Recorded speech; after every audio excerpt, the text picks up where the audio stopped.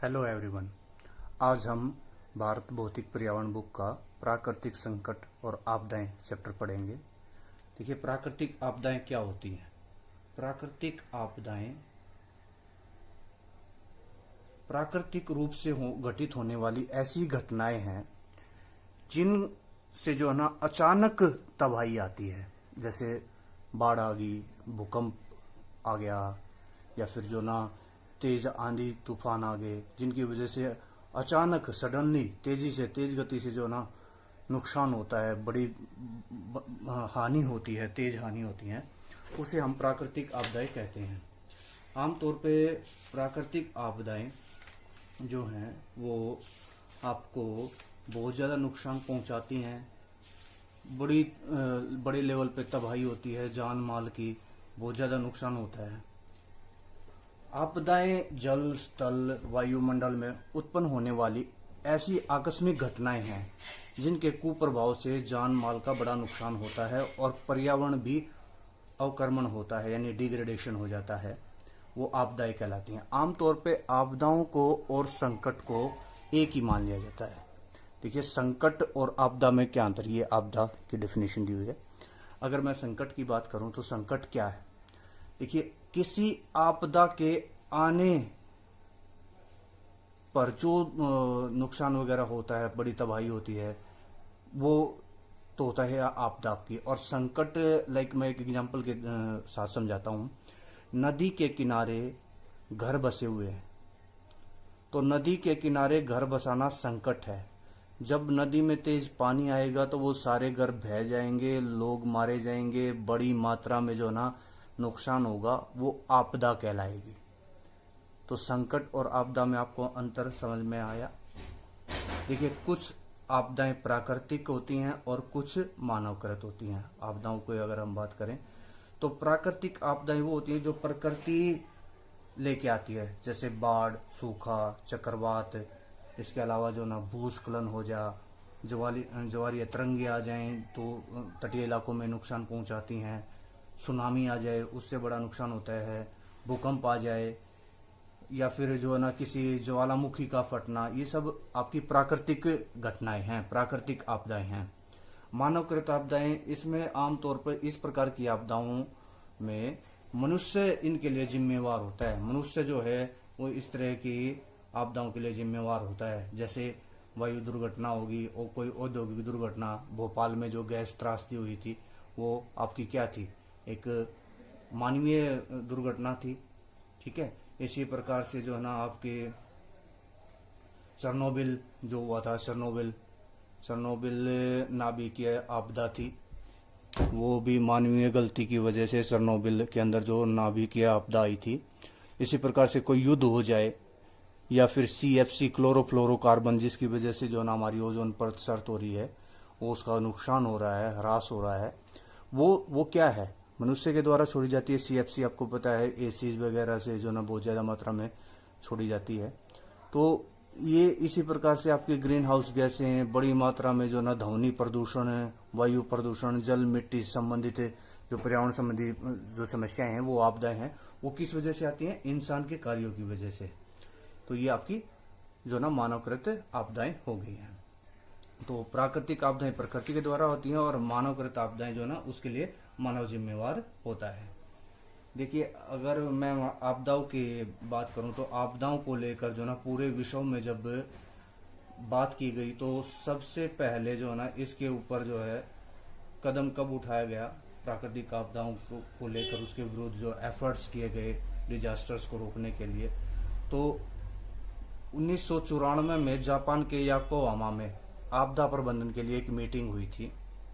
उस मीटिंग में जो है ये योकोहामा रणनीति, ये देखिए, इसमें जो है 1994 में योकोहामा नगर, जो जापान का योकोहामा नगर था, उसमें ये मीटिंग हुई थी।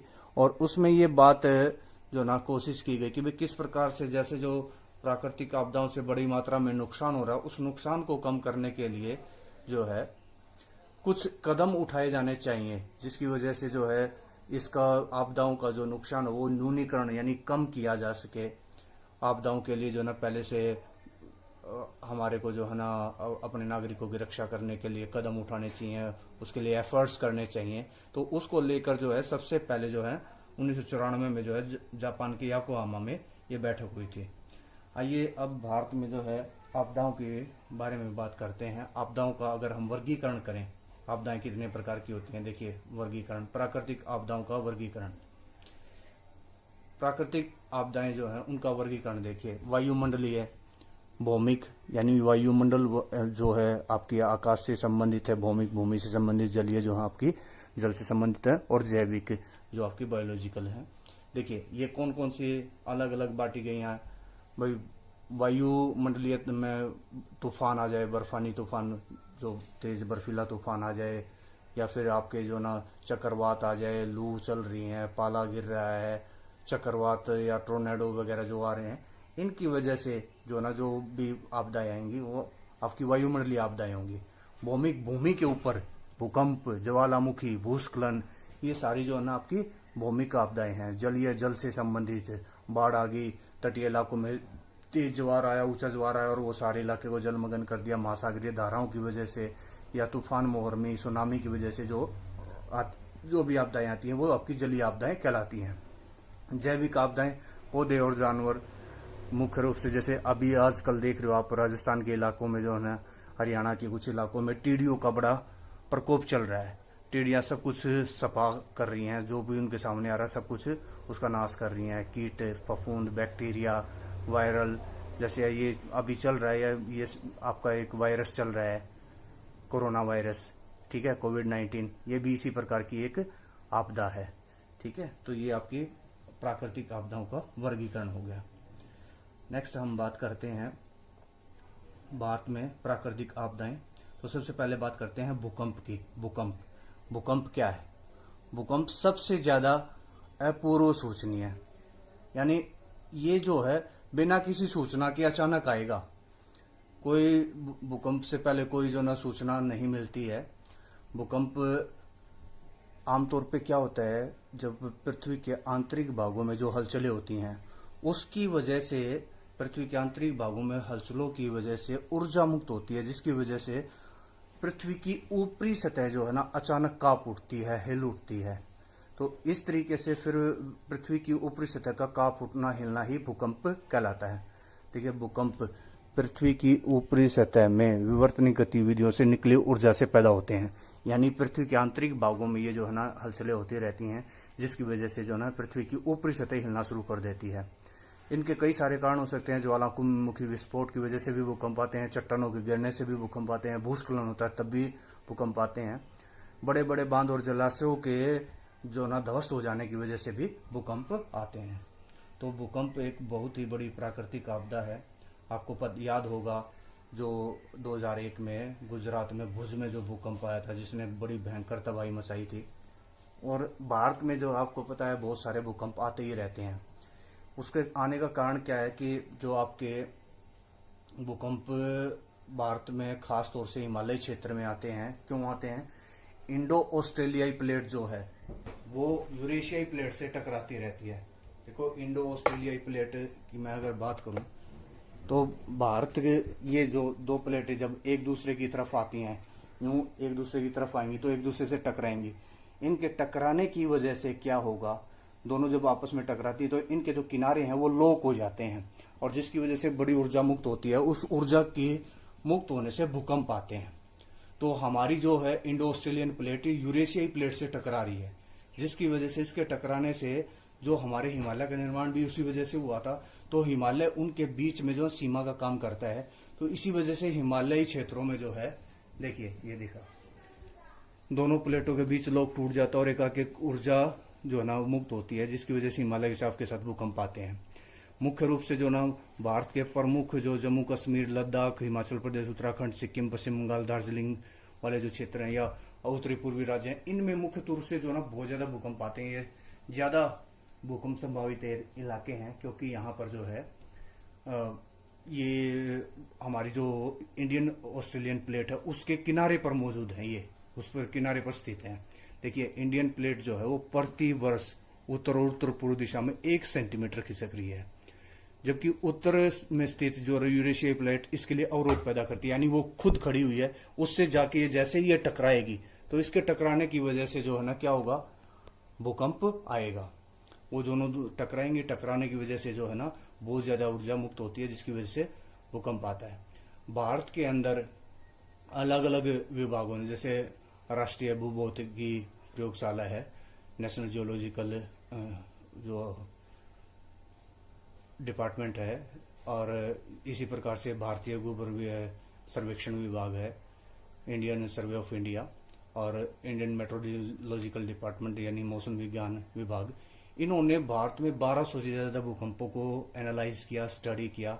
उसके बाद भूकंप संभावित क्षेत्रों को जो ना अलग अलग वर्गों में बांट दिया। भारत को जो ना कौन से इलाके में ज्यादा भूकंप आते हैं, तो अति अधिक सती जोखिम क्षेत्र, ये ऐसे इलाके हैं जो खास तौर से, अब मैंने अभी बताया हिमालयी क्षेत्र, जो जहां पर जो ना बड़ी मात्रा में भूकंप आते हैं।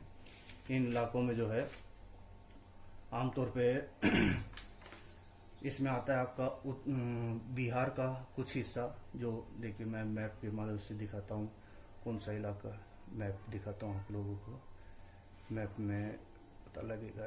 ये आ गया आपका मैप, भूकंप संभावित क्षेत्र, ठीक है। ये जो है ये आपके सारे उत्तरी पूर्वी राज्य जो हैं, यहाँ पर भी बहुत ज्यादा भूकंप आते हैं, अति जोखिम क्षेत्र हैं। इसी प्रकार बिहार का ये जो है नेपाल से लगता हुआ इलाका है, ये इसमें, ये आपका उत्तराखंड का इलाका है, हिमाचल का, जम्मू कश्मीर का, और ये कच्छ, गुजरात का कच्छ, यहाँ पर बड़ी मात्रा में भूकंप आते हैं। ये अति अधिक सती जोखिम क्षेत्र हैं। इसके अलावा अधिक सती जोखिम क्षेत्र जो हैं वो हो गए आपके जो है ना मुख्य रूप से जो ना कश्मीर और हिमाचल, बाकी जो हिस्से बच गए, बाकी जो हिमालय के साथ लगते इलाके हैं, या फिर ये जो नेपाल के साथ लगता बिहार का इलाका है, उत्तर प्रदेश का इलाका है यहाँ पर, और ये गुजरात और बाकी जो हिस्से बच गए कुछ, इसमें गुजरात में और जो ना राजस्थान का कुछ हिस्सा है, यहाँ पर जो है ज्यादा भूकंप आते हैं। ये अति सती जोखिम क्षेत्र हैं। इसके अलावा अगर मैं बात करूं तो देश के जो बाकी बचे हुए हिस्से हैं वो मध्यम और निम्न सती जोखिम क्षेत्र में आते हैं। आमतौर पे दक्षिण भारत को सबसे कम भूकंप संभावित क्षेत्र जोन में जो है जाना जाता है। यहाँ पर जो है सबसे कम भूकंप आने की संभावना है दक्षिण भारत, क्योंकि ये पुराना हिस्सा जो बहुत पुराने टाइम में गोंडवाना लैंड का हिस्सा था, ये जो ना इसको पूरा दृढ़ हिस्सा माना जाता है, और यहाँ पर भूकंप से जो ना हानि बहुत कम होती है, बहुत कम क्षति होती है। देखिए भूकंप जब आते हैं तो उनके क्या सामाजिक परिणाम होते हैं, वो सामाजिक पर्यावरणीय क्या परिणाम लेके आते हैं। भूकंप जब आता है तो भूकंप के सामाजिक पर्यावरणीय परिणाम, भूकंप के साथ भय जुड़ा हुआ है, अचानक आएगा, डर है, और बड़ी तीव्रता के साथ आता है। इसके बारे में कोई अनाउंसमेंट भी नहीं हो सकती। इससे क्या होता है, अचानक बस्तियां, बुनियादी ढांचे जो आपके स्ट्रक्चर हैं, रेलवे पुल हैं या आपके सड़क ओवरब्रिज हैं, सड़कों के ऊपर ओवरब्रिज हैं, वो सारे जो ना अचानक जो ना क्लैप्स हो जाते हैं, गिर जाते हैं, बड़ी बड़ी जो ना बिल्डिंगें तबाह हो जाती हैं, तो बड़ा नुकसान होता है। इससे एक कम क्या होता है कि जो खास तौर से जिन इलाकों में, पहाड़ी इलाकों में नदियां वदियां बहती हैं, तो भूकंप जब आता है तो लैंडस्लाइड हो जाता है। उस लैंडस्लाइड की वजह से जो है भूस्खलन की वजह से वो भूस्खलन की वजह से जो है ना वो रास्ते को क्लोज कर देती है, नदियों के रास्ते को जो ना चौक कर देती है, जिसकी वजह से नदियां जो ना अपना रास्ता बदल लेती हैं, और उसकी वजह से जबरदस्त बाढ़ आती हैं। देखिए भूकंप के प्रभाव बता रखे हैं, इससे क्या क्या होता है, दरारें पड़ जाती हैं, बस्तियां जो ना वो बिल्कुल तबाह हो जाती हैं, भूस्खलन हो जाता है, अचानक ही जो है ना पृथ्वी के आंतरिक भाग में जो है दरारें पड़ गई, जिसकी वजह से जो ना द्रव निकलना शुरू हो जाएगा। अगर मैं बात करूं 1857 में असम के अंदर एक ऐसा ही भूकंप आया था, जिसकी वजह से वहां पर 12 मील लंबी और 35 फीट चौड़ी दरार पड़ गई थी। 1897 में ये भूकंप आया था असम के अंदर, इसमें 12 मील लंबी और 35 फीट चौड़ी दरार पड़ गई, जिसकी वजह से जो है ना जब ये ऐसी दरारें आती तो उसमें बहुत सारे आपके जो ना जान माल का नुकसान होता है, पशु भी समा जाते हैं, आदमी भी समा जाते हैं, और दूसरे जो आपके स्ट्रक्चर हैं वो भी सारे गिर के उसके अंदर समा जाते हैं। तो कई बार ऐसा होता है इस तरह की जो है दरारों से गैस, जल, कीचड़ बाहर निकल आता है और गैस ऐसी बाहर आ जाती है जो ज्वलनशील होती है, तो उससे भयंकर आग भी लग जाती है। तो इस प्रकार से जो है ना काफी नुकसान होता है। हम भूकंप का न्यूनीकरण कैसे कर सकते हैं? देखिए, भूकंप न्यूनीकरण किस प्रकार से भूकंप को की जो त्रासदी है, भूकंप का जो नुकसान उसको कम किया जा सकता है। तो पहला जो है भूकंप नियंत्रित केंद्रों की स्थापना। भूकंप को नियंत्रण करने के लिए कुछ कंट्रोल स्टेशन बनाए जाएं जो भूकंप संभावित क्षेत्रों में लोगों तक सूचना पहुंचा सकें, और जीपीएस की मदद से, जो आपका ज्योग्राफिकल पोजिशनिंग सिस्टम है, पोजिशनिंग सिस्टम, उसकी मदद से, या फिर जो है ना और दूसरे तरीके अपनाकर किसी भी तरीके से जो है ना लोगों को बताए। प्लेटों की मूवमेंट की जो है ना बारीकी से जो है ना जांच की जाए, ताकि पता लगे कि भी प्लेटों की मूवमेंट हो रही है जिसकी वजह से कभी भी भूकंप आ सकता है। देश में भूकंप संभावित क्षेत्रों में का मानचित्र बनाना चाहिए। जहां पर ज्यादा जोखिम है वहां के लोगों को जो है ना इसके बारे में सूचना देना कि भाई आप जो ना ऐसी जगह रह रहे हो जहां भूकंप बहुत ज्यादा आ सकते हैं, तो उनको इस बारे में सूचना दी जाए, शिक्षित किया जाए। भूकंप संभावित क्षेत्रों में भवनों का डिजाइन इस प्रकार से बनाया जाए कि जो ना इमारतों को नुकसान कम हो, ज्यादा मल्टी स्टोरी बिल्डिंग ना बनाए, और उनको ये बताए कि आप भूकंप रोधी जो है, लास्ट में भूकंप प्रभावित क्षेत्रों में भूकंप रोधी जो ना अर्थक्वेक रेजिस्टेंट जो है ना इमारतें बनानी चाहिए, ताकि वहां पर जब भी भूकंप आए तो उससे नुकसान कम हो, जान माल की हानि कम हो, और हल्की सामग्री का निर्माण किया जाना चाहिए। देखिए, मैं एक एग्जांपल देता हूँ हल्की सामग्री के। जापान के अंदर, जापान एक ऐसा देश है जहां पर लगभग हर रोज भूकंप आता है, प्राय हर रोज भूकंप आता है, लेकिन वहां के लोग क्या करते हैं, घर बनाने के लिए सनमाइका का इस्तेमाल करते हैं, हल्की सनमाइका लकड़ी का इस्तेमाल करते हैं, उससे घर बनाते हैं। तो भूकंप आता है तो गिर भी जाता है, दोबारा फिर उसको खड़ा कर लेते हैं, उससे जान माल की हानि कम होती है। नेक्स्ट आपका सुनामी। सुनामी, देखिए सुनामी क्या है। सुनामी एक जापानीज वर्ड है जिसका अर्थ होता है, जापानी भाषा का शब्द है जिसका अर्थ होता है बंदरगाह पर आने वाली ऊंची ऊंची लहरें, अ ग्रेट हार्बर वेव्स। इसका मतलब जब बंदरगाह के ऊपर ऊंची ऊंची लहरें आती हैं। सुनामी आती क्यों है? सुनामी के आने का कारण होता है भूकंप और ज्वालामुखी। जब कभी भूकंप का या केंद्र जो है वो समुद्रों के नीचे होता है, या ज्वालामुखी समुद्रों के नीचे फटता है, समुद्रों की सतह पे, महासागरीय धरातल पे, तो उसकी वजह से जो है ना अचानक हलचल पैदा होती है, और जिसकी वजह से जो समुद्रों का जल है वो बाहर तटीय क्षेत्रों की तरफ, किनारे की तरफ जो है वो तेजी से दौड़ता है, जिसकी वजह से किनारों पर, तटों पर जो है ना बड़ी मात्रा में नुकसान होता है, जान माल की हानि होती है। आमतौर पे सुनामी में जो ना बहुत ऊंची ऊंची लहरें आती हैं जो 15 मीटर या उससे भी ऊंची हो सकती हैं, और इनकी गति भी बहुत ज्यादा होती है, 900 किलोमीटर प्रति घंटा की रफ्तार इनकी हो सकती है। जब इतनी स्पीड से इतनी ऊंची लहरें आती हैं तो वो तटीय इलाकों में इतनी भयंकर तबाही मचाती हैं, जो उनके सामने आता है सब कुछ तबाह कर देती हैं। आपको वो याद होगा 2004 में जो सुनामी आई थी, उस सुनामी से हमारे भारत में भी काफी नुकसान हुआ था। 2004 की सुनामी, उस सुनामी ने काफी जो है ना हमारे भारत को नुकसान पहुंचाया था। उसके बाद जो है भारत ने अंतर्राष्ट्रीय सुनामी चेतावनी तंत्र में जो है ना शामिल होने का फैसला किया था, और भारत ने जो है ना उसमें अब शामिल हो चुका है, और उसमें जो है ना एक मेंबर के तहत जो है ना काम करता है। इससे पता लगता है जैसे जिन इलाकों में भूकंप आया, मान लीजिए जो है ना आपके इंडियन ओशन में भूकंप आया, आपके हिंद महासागर में, तो जिन इलाकों के आसपास या जिन देशों के आसपास भूकंप आया है तो वो तुरंत जो ना दूसरे देशों को जो ना इसकी सूचना देते हैं भाई यहाँ पर भूकंप आया है और सुनामी के आने का खतरा है। तो जो सुनामी चेतावनी तंत्र है, इंटरनेशनल सुनामी वार्निंग सिस्टम्स है, वो जो ना सबको अलर्ट कर देता है, और इससे जो ना जान माल की हानि को कुछ हद तक कम किया जा सकता है। नेक्स्ट हम बात करते हैं अपने चक्रवातों की। चक्रवात, उष्ण कटिबंधीय चक्रवात। देखिए साइक्लोन आमतौर पे दो प्रकार के होते हैं, एक उष्ण कटिबंधीय और दूसरे शीतोष्ण कटिबंधीय चक्रवात। देखिए उष्ण कटिबंधीय चक्रवातों में आमतौर पे क्या होता है, उनमें ये जो है ना 5 से 30 डिग्री दोनों ही गोलार्धों में, उत्तरी और दक्षिणी दोनों गोलार्धों में 5 से 30 डिग्री अक्षांशों के बीच पैदा होते हैं। और इसमें क्या होता है, जो सेंटर होता है ना, सेंटर, यहाँ जो है इस सेंटर में, यहाँ पर जो ना निम्न वायु दबाव होता है और बाहर की तरफ उच्च होता है, ऐसे यूं बाहर की तरफ उच्च होता है और बीच में निम्न वायु दबाव होता है, जिसकी वजह से बाहर से जो है सारी तेजी से पवने अंदर की तरफ चलते हैं। इसको जो ना, इसको क्या बोलते हैं, इसको बोलते हैं चक्रवात की आंख, ठीक है, आई ऑफ स्टॉर्म। तो जो चक्रवात है, जो तूफान है, उसकी तूफान की आंख बोलते हैं इसको, तूफान की आंख। तो चारों तरफ से हवाएं तेजी से इसमें आती है, तो बड़ी तेजी से हवाएं चलती हैं, उथल पुथल होती है भयंकर। तो रास्ते में जो कुछ आया, पेड़ पौधे, और तेज बारिश होती है, जिसकी वजह से जो है ना सब कुछ तबाह होता चला जाता है। तो ये जो है आपका भूकंप आमतौर पे इसके पैदा होने के लिए समुद्री क्षेत्रों के ऊपर पैदा होता है।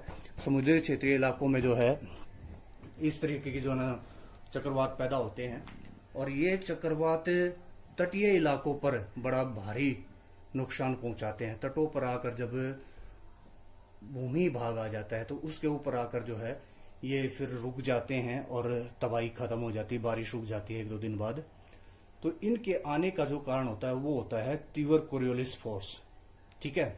कोरियोलिस फोर्स क्या होता है? कोरियोलिस फोर्स वो फोर्स है जो अर्थ के रोटेशन के कारण पैदा होता है, पृथ्वी के घूमने की वजह से।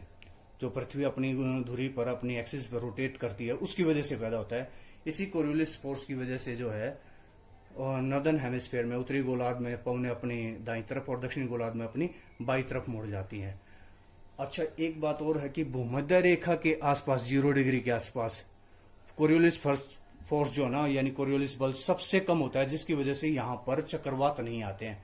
बहुत ही इंपॉर्टेंट क्वेश्चन है, कंपटीशन में भी बार बार पूछे जाने वाला क्वेश्चन है कि भाई भूमध्य रेखा के ऊपर जो ना चक्रवात क्यों नहीं आते? तो चक्रवात ना आने का कारण वहां पर क्या है कि वहां पर कोरियोलिस बल बहुत ही कम है, शून्य है, लगभग शून्य है, जिसकी वजह से जो ना वहां पर जो है ना चक्रवात नहीं आते। तो आमतौर पर चक्रवात जो है ना 5 डिग्री से 30 डिग्री उत्तरी और दक्षिणी अक्षांशों में आते हैं, उष्णकटिबंधीय चक्रवात, ठीक है। शीतोष्ण कटिबंधीय चक्रवात दूसरे होते हैं, जिससे जैसे सर्दी के मौसम में हमारे यहाँ छिटपुट बूंदाबांदी होती है, जिसको आप पश्चिमी विक्षोभ के नाम से जानते हो, वो चक्रवातीय वर्षा शीतोष्ण कटिबंधीय चक्रवातों की वजह से ही होती है।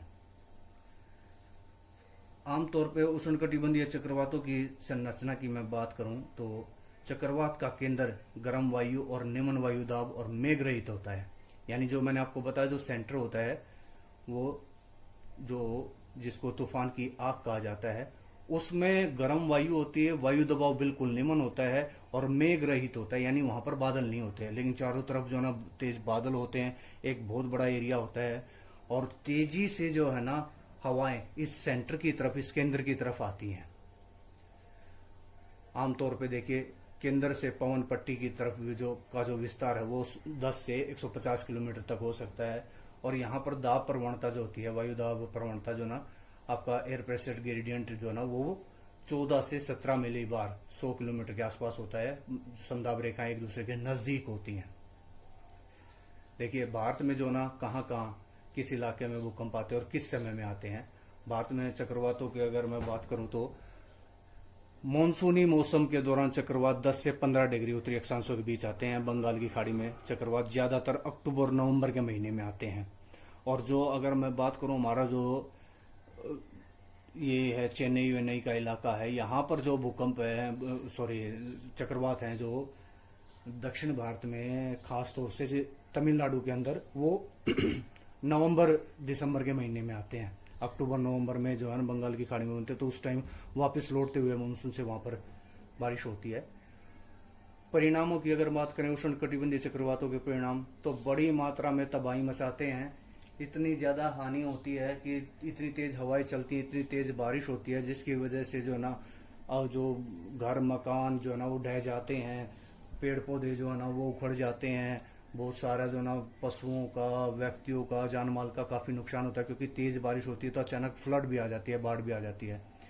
देखिए इससे क्या होता है, आमतौर पे ये एक और बात बताता हूँ, समुद्र तल में मोहर्मी वायु क्या होती है, ये मोहर्मी क्या होती है, स्टॉर्म सर्ज क्या होता है, तूफान मोहर्मी, इसमें क्या होता है, समुद्रों के ऊपर जब तेजी से हवा यूं भौर करके काटती है ना यूं ऐसे, तो क्या होता है, समुद्रों का पानी यूं ऊपर तक उठ जाता है एक स्तंभ के रूप में। उसको जो है ना आप स्टॉर्म सर्ज बोलते हो, यानी तूफान मोहर्मी बोलते हो।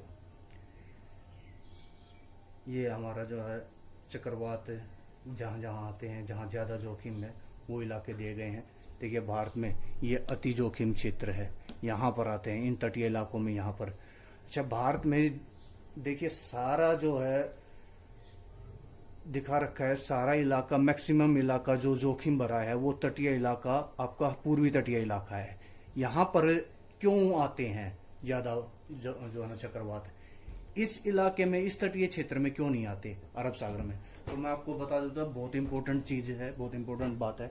जो उष्ण कटिबंधीय चक्रवात होते हैं ना, उनकी डायरेक्शन जो है ना, उष्ण कटिबंधीय चक्रवातों की जो डायरेक्शन है वो हमेशा ईस्ट टू वेस्ट होती है।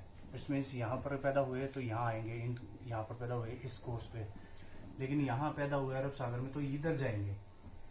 यहाँ पर कुछ आते क्योंकि यहाँ इधर होते हैं, तो इस तटीय इलाकों में थोड़े बहुत कोई यहाँ पैदा हो गए तो यहाँ आगे, तो इस इलाके में वो जो है ना आपके चक्रवात आते हैं, उष्ण कटिबंधीय चक्रवात आते हैं। अदरवाइज ये सारा जो एरिया है पश्चिमी तट, ये चक्रवातों से विहीन है, क्योंकि वो सारे के सारे यहाँ से आगे अफ्रीका की तरफ चले जाते हैं, उधर वेस्ट में चले जाते हैं, तो इस वजह से जो है। चलिए नेक्स्ट बात करते हैं बाढ़ों की। बाढ़, फ्लड, आप सब ने देखा होगा जब कभी नदी में अपनी क्षमता से अधिक पानी आ जाता है तो वो तटीय इलाकों को जलमग्न कर देती है, यही बाढ़ कहलाती है। अपनी क्षमता से अधिक जब भी कभी उसमें पानी आ जाएगा, नदी की एक कैपेसिटी होती है, उस कैपेसिटी से ज्यादा उसमें जब पानी आता है तो वो पानी जो है आसपास के इलाकों में जो है, नदियों के जो तटों के आसपास के इलाके हैं उनमें बहकर चला जाता है, और वहां पर जो है सब कुछ जलमग्न कर देता है। अपने रास्ते में जो कुछ आता है उसको बहा ले जाता है। बाढ़ आने के कारण, देखिए बाढ़ क्यों आती है? बाढ़ प्राकृतिक और मानवीय दोनों प्रकार के कारणों की वजह से आती है। प्राकृतिक कारक, नदी को जहाँ से पानी मिल रहा है उस एरिया में लंबे समय तक भारी वर्षा हो जाए, या फिर जो है ना तूफान आ जाए, उष्णकटिबंधीय चक्रवात आ जाए, उन चक्रवातों की वजह से बड़ी मात्रा में जो है आपको पता है कि बाढ़ें आ जाती हैं तटीय इलाकों में। नदियों के जल क्षेत्र का जो जल ग्रहण क्षेत्र है उसका विस्तृत हो जाना बहुत ज्यादा हो जाए। इसके अलावा नदी के प्रवाह में कोई रुकावट आ जाए, रुकावट में जैसे भूस्खलन हो गया और नदी का जो है ना पानी बह रहा था बीच में, जो है ना उसके क्या हुआ, वो भूस्खलन की मिट्टी आके गिर गई, जिसकी वजह से नदी ने अपना रास्ता बदल दिया।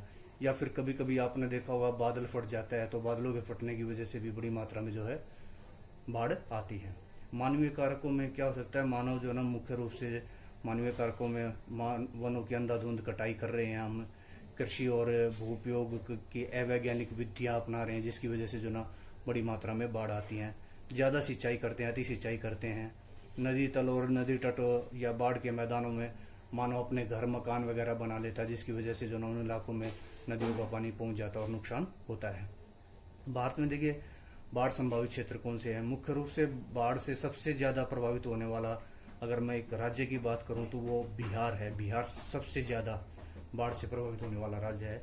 इसके अलावा असम, पश्चिम बंगाल, उत्तर प्रदेश, पंजाब, हरियाणा का कुछ हिस्सा, जिसमें जो ना हर साल बाढ़ आती है। राष्ट्रीय बाढ़ आयोग ने देश में 4 करोड़ हेक्टेयर भूमि को बाढ़ प्रभावित क्षेत्र घोषित किया है। ये जो ना ऐसा इलाका है 4 करोड़ हेक्टेयर भूमि जहां पर हर साल बाढ़ आती है। ठीक है, बाढ़ के परिणाम और नियंत्रण। देखिए बाढ़ के क्या परिणाम होते हैं? बाढ़ आपको पता है बड़ी मात्रा में नुकसान पहुंचाती है, मानवीय पूंजी और पशुधन का बड़ा नुकसान होता है। बहुत मात्रा में जो है ना आपकी अवसंरचना, सड़कें, रेल पटरी, पुल, मानव बस्तियां, इनको सबको नुकसान पहुंचाता है। फसलें बर्बाद हो जाती हैं, जिसकी वजह से फसल बर्बाद होगी तो किसान बर्बाद हो गया। अर्थव्यवस्था हमारी, आपको पता हमारी अर्थव्यवस्था जो है कृषि आधारित अर्थव्यवस्था है, तो देश को बड़ा नुकसान होता है। मैदानी इलाकों में खास तौर से जो है ना उत्तरी मैदान में जो है ना बहुत ज्यादा बाढ़ आती है। इससे कृषि एवं मृदा का विनाश होता है। मृदा, आपको पता है जब तेज पानी बहता है, बाढ़ का पानी आता है, तो अपने साथ मिट्टी की जो सबसे उपजाऊ परत है उसको बहा ले जाता है, जिसकी वजह से मृदा अपरदन होता है और हमारी मृदाओं का नुकसान होता है। कैसे हम बाढ़ों को रोक सकते हैं, नियंत्रण कैसे कर सकते हैं? तो नियंत्रण करने के लिए सबसे जरूरी है नदियों के ऊपरी भागों में जहाँ ज्यादा वर्षा होती है उन इलाकों में, उसके आसपास इलाकों में जो है ना बड़ी मात्रा में हमारे को जो है ना वृक्षारोपण करना चाहिए, बहुत सारे वृक्ष लगाने चाहिए। ठीक है। इसके अलावा जो है हमारे को और क्या करना चाहिए, कृत्रिम तटबंध बनाने चाहिए, नदियों के जो ना दोनों तरफ कृत्रिम तटबंध बनाने चाहिए। इसके अलावा जो ना बड़े बड़े जो ना डैम वगैरह बनाकर, तालाब बनाकर जो ना हम नदियों में जो ना एक्सेस में पानी आने से रोक सकते हैं। नदियों में बाढ़ के आने की भविष्यवाणी कर ली जाए, पूर्वानुमान लगा लिया जाए, तो उससे भी जो ना कुछ नुकसान को कम किया जा सकता है। सड़क और रेल मार्ग बनाते समय ध्यान रखना चाहिए कि वो कभी भी नदियों के मार्ग को अवरुद्ध ना करें, तो इस प्रकार से भी जो है रोका जा सकता है, बाढ़ के नुकसान को कम किया जा सकता है। भारत में जो है ना बाढ़ के नुकसान को कम करने के लिए राष्ट्रीय बाढ़ नियंत्रण कार्यक्रम नेशनल फ्लड कंट्रोल प्रोग्राम 1954 में शुरू किया था। इसके तहत क्या किया गया कि 16,199 किलोमीटर लंबे तटबंधों का निर्माण करवाया गया है। 32,000 किलोमीटर लंबी जल प्रवाहनालिकाएं, ड्रेनेज चैनल बनाए गए हैं। और इसके अलावा 1954 में ही बाढ़ पूर्वानुमान संगठन फ्लड फोरकास्टिंग ऑर्गेनाइजेशन की स्थापना की गई, जो भारत के विभिन्न भागों में जहां पर बाढ़ आने वाली होती है वहां पर लोगों को पहले से पूर्वानुमान दे देता है, मौसम संबंधी जो है ना जानकारी देता है कि हैवी बारिश होने वाली, हैवी रेन होने वाली है तो बाढ़ आ सकती है, तो उन लोगों को पहले से ही सचेत कर देता है। ये नेक्स्ट देखते हैं सूखा। सूखा क्या होता है? देखिए, सूखा आमतौर पे एक ऐसी स्थिति है जिसमें ना तो पीने के लिए पानी रहता है, ना ही कृषि करने के लिए, खेती करने के लिए पानी रहता है, नमी की कमी पड़ जाती है। अगर सिंचाई आयोग की बात करें तो वो भारत के उन क्षेत्रों को सूखा संभावित क्षेत्र मानता है या शुष्क क्षेत्र मानता है जहां पर 100 सेंटीमीटर से कम वर्षा होती है। आमतौर पे सामान्य शब्दों में अगर मैं सूखे की आपको डेफिनेशन, ड्रोट की डेफिनेशन दूं, तो सामान्य शब्दों में पीने योग्य और घरेलू उपयोग के जल की कमी तथा मिट्टी में फसलों के उत्पादन के लिए आवश्यक नमी का न होना ही सूखा कहलाता है। जब फसलें उगाने के लिए आवश्यक नमी नहीं है, पीने के लिए पानी नहीं है, घरेलू उपयोग के लिए पानी नहीं है, नहाने के लिए, कपड़े धोने के लिए और दूसरे कार्यों के लिए, तो इसे आप सूखा कहेंगे। तो सूखे के प्रकार, नेक्स्ट है सूखे के प्रकार। सूखे के प्रकार, सूखा क्या हो? सूखे के प्रकार सबसे पहले है मौसम विज्ञान संबंधी सूखा, मेट्रोलॉजिकल ड्रोट। यह एक ऐसी स्थिति है जिसमें सामान्य से कम वर्षा होती है, लंबे समय तक जब वर्षा नहीं होती है, पर्याप्त होती है वर्षा, तो ऐसी स्थिति को जो है, ऐसे सूखे को मौसम विज्ञान संबंधी सूखा कहते हैं। सेकंड है कृषि सूखा। जब भूमि की, एग्रीकल्चरल ड्रोट, जब भूमि में आर्द्रता नहीं रहती है, नमी नहीं रहती है और किसी भी प्रकार की जो फसलें उसमें उगाई गई हैं वो मुरझा जाती हैं, सूख जाती हैं, तो ऐसी स्थिति को हम कृषि सूखा कहते हैं। नेक्स्ट है जल विज्ञान संबंधी सूखा। जल विज्ञान संबंधी सूखा आमतौर पे जब प्राकृतिक पारिस्थितिकी तंत्र में, प्राकृतिक रूप से पारिस्थितिकी तंत्र में जल की कमी, इकोलॉजिकल जो सिस्टम है उसमें वाटर की स्कैसिटी हो जाती है, कमी हो जाती है, तो उसे हम जो है जल विज्ञान संबंधी सूखा वो होता है जब बारिश होने के बावजूद भी जो जल ग्रहण क्षेत्र हैं, जलाशय हैं, आपकी झीलें हैं, उनके अंदर जो वाटर लेवल है वो नीचे जाता रहे, जो भूमि का जो भौम जल है वो भी नीचे जाता रहे, तो उस स्थिति को जल विज्ञान संबंधी सूखा कहते हैं। नेक्स्ट है इकोलॉजिकल ड्रोट, पारिस्थितिकी सूखा। जब प्राकृतिक पारिस्थितिकी तंत्र में जल की कमी हो जाती है और जिसकी वजह से उत्पादकता में कमी आ जाती है, प्रोडक्टिविटी जो है ना कम हो जाती है, तो ऐसी स्थिति को पारिस्थितिकी सूखा कहा जाता है।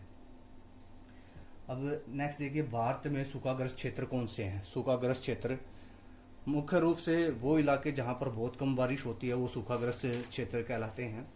जैसे इसमें ज्यादातर जो इलाके वो हैं भारत के, जो राजस्थान का इलाका है, राजस्थान के अंदर ज्यादातर हिस्से जो पश्चिमी हिस्से में, पश्चिमी क्षेत्र में, जो पश्चिमी राजस्थान में जो इलाके पड़ते हैं, जैसलमेर, बाड़मेर, वो इलाके इसके अंदर आते हैं।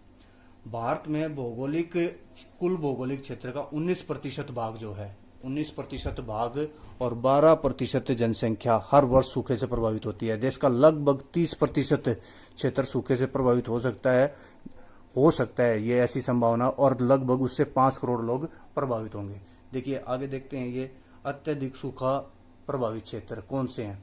राजस्थान में ज्यादातर भाग, विशेषकर अरावली, जो अरावली आपकी पर्वतमाला है, उसके अरावली पर्वत श्रृंखला के वेस्ट में, पश्चिम में जो इलाका पड़ता है, मरुस्थलीय क्षेत्र है, वो सारा जो है सूखा प्रभावित क्षेत्र है। वहां पर बड़ी मात्रा में, देखिए मैं मैप में दिखाता हूँ आप लोगों को, ये देखिए, ये यहाँ पे आपकी अरावली है।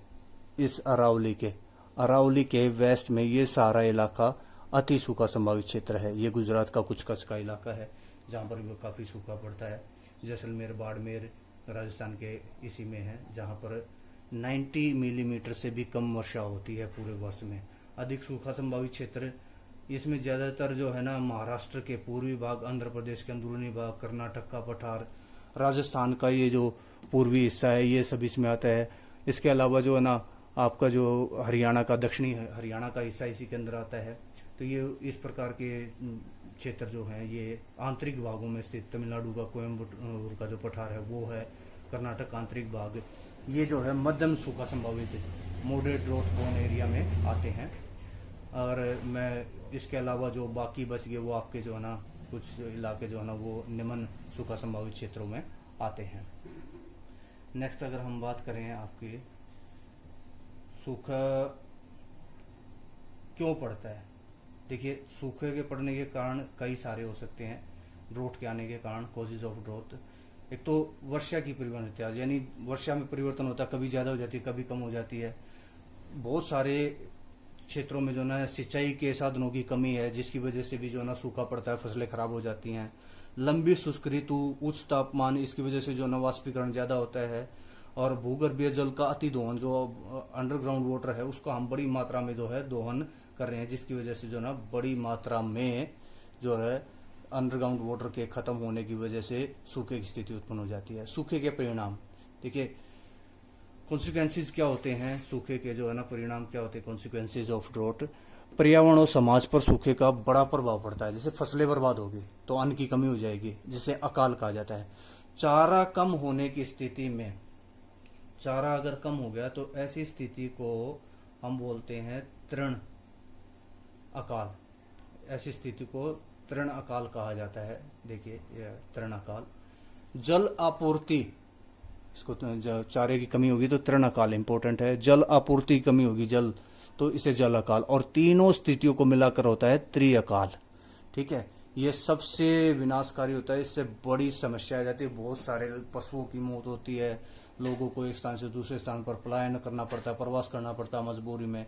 पानी की कमी होने के कारण से लोग प्रदूषित, जो दूषित जल है उसको पीते हैं, जिसकी वजह से बहुत सारी पेट संबंधित बीमारियां, जो ना पानी संबंधित बीमारियां, पेयजल संबंधित बीमारियां हो जाती हैं, जैसे हैजा, हेपेटाइटिस वगैरह।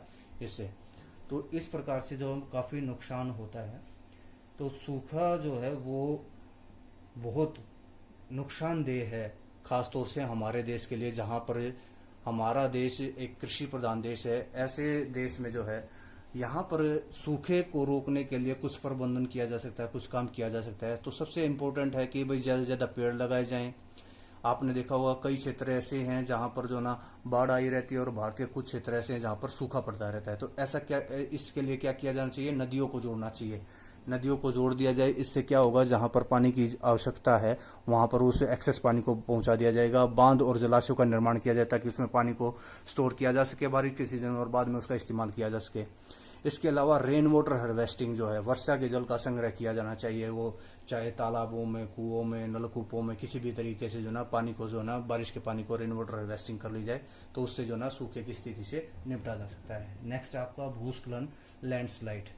लैंडस्लाइड वास्तव में क्या होता है, जब कभी भूस्खलन एक ऐसी प्राकृतिक आपदा है जिसमें आमतौर पे पर्वतीय क्षेत्रों में, अधिक वर्षा वाले क्षेत्रों में मिट्टी की जो सबसे ऊपरी परत है वो जो है खिसक के गुरुत्वाकर्षण बल के कारण से नीचे की तरफ आ जाती है।